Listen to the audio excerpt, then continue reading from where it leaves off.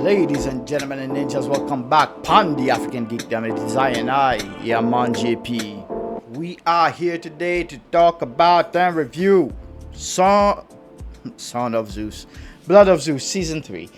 Although, we could use a show called Son of Zeus as a sequel to this. I gotta admit, I didn't review Season 2 because I didn't like it.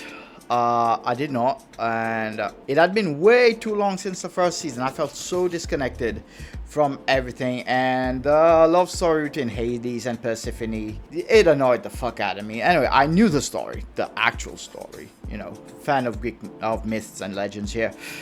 Geek, yeah, that's what you're here for. And this season, like last season, we picked up where we left off.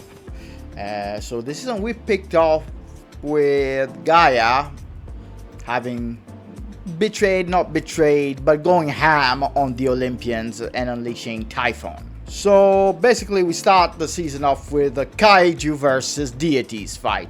I endorse this message. Oh, hell no! Which culminates altogether with the release and or unleashing of the Titans. I would have thought that the Giants were the Titans, but the Giants in Season 1 were not actually the Titans. I think they were from the blood of the Titans, and now we get the actual Titans. And let me tell you, brethren, Grandpa Cronus is a dickhead. He's a dickhead. He's a proper dickhead. A proper pricklick. A proper softcock. I did not like that guy. Not that he was meant to be liked. So I loved it. And also I wish I got a little bit more out of Atlas, but it feels like some scenes were cut. It feels like Atlas was just a punchy guy. I could have used some dialogue from Atlas as to the why he was made the one to have to hold up the weight of the world.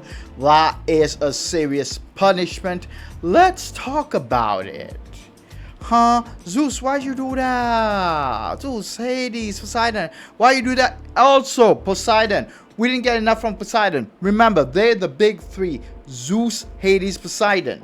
Yeah, he showed up in a big charge in the final battle with Zeus, but I needed a little bit more from Poseidon. What's your involvement in this?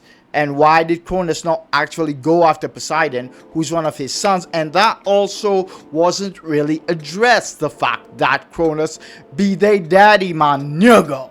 Sounds like I hated the season 2, but I didn't, because it was entertaining and it went hard this season. You understand? Scene, brethren. But I needed a little bit more. I didn't know this was going to be the last season. It felt very conclusive, like it's the last season. And I would have liked more interaction from Poseidon, one of the big three, one of the big brothers, and their dad, Kronos. What's good? Felt like Poseidon was the lesser child because Kronos kept directing his wrath towards Hades and Zeus. And fuck that guy. He's taking a bath. The god of the sea. And it also seems this season like there's a lot happening. Breakneck speed this season, yeah? It seems like Heron took a bit of a backseat to Seraphim's journey. But not that Heron didn't get his time to shine. He got plenty of time. Plenty of big action scenes for Heron. Twice, the boy Heron them hit that motherfucker with a Shidori. You understand? He hit that beast Typhon with a Shidori.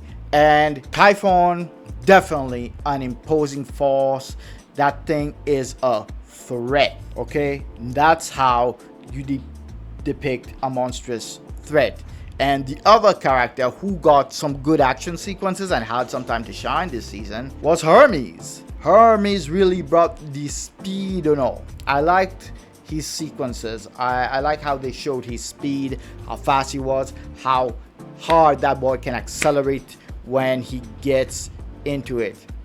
And by the way, did we even resolve the thing with Hades and Persephone's children? I don't think we did. They put them in the goddamn cave. I don't remember seeing them after that. Somebody comment down below, let me know. I just realized that right now.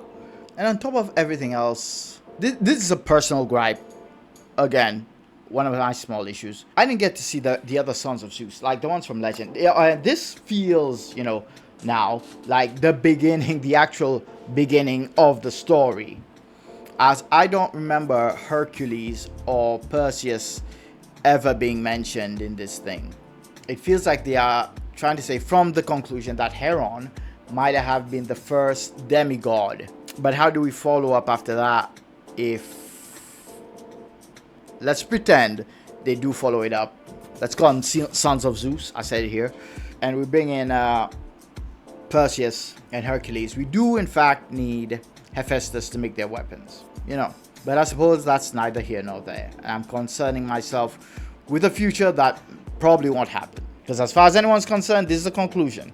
I have pointed out a few of my grabs, but the fan of Greek mythology in me loved seeing this. And one of the reasons I didn't really enjoy Season 2 was at the same time I was kind of playing God of War Ragnarok. And if I was getting mediocre Greek mythology stuff, now I just play God of War, bro. That's better. But they really brought it in this season. The story was there. The pacing was good. Despite my criticisms, the pacing was very good. But I would also say that none of the characters really stood out to me. I would have liked that, but unfortunately, I cannot really give anybody the MVP. Nobody really stood out. I was there for the story. I was there for the myths, the legends. And yeah, let's say if I had... Let's rate this thing, yeah? If I had rated Season 2, I would have given that thing a 5. Felt rather dull and uninspired. Here for Season 3, I'll give it an 8. And upon my shaggy scale, this is a Mr. Lover Lover. Mr. Lover Lover. And as per usual, I'm done.